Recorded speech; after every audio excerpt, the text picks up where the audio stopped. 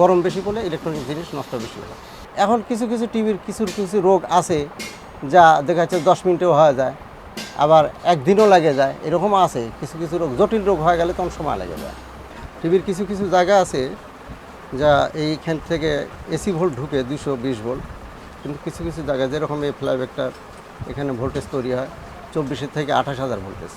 অনেক সময় কাজের যখন অনেক চাপ পড়ে যায় বা মাথার তো সবসময় একরকম থাকে না, তখন দেখা যাচ্ছে যে অনেক সময় লাইন দেওয়া অবস্থায় এইসব জায়গায় হাত দেওয়া খুব রিস্ক। খেলা যেহেতু হচ্ছে এখন একটু কাজের চাপ অবশ্য, আর তাছাড়া এছাড়াও এমনিও এটা একটা সিজন কাজের, ইলেকট্রনিক্স কাজের এই একটা সিজন, সেটা হলো যে গরম বেশি পড়লে ইলেকট্রনিক জিনিস নষ্ট বেশি হয় এটা।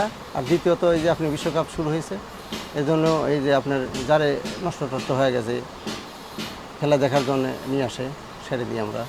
আমি এই কাজ শেখার পরে আলহামদুলিল্লাহ আমি খুব ভালো আছি।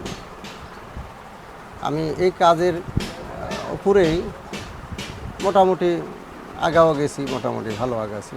তারপরে আপনার সকল কিছু এই কাজ থেকেই চলছে।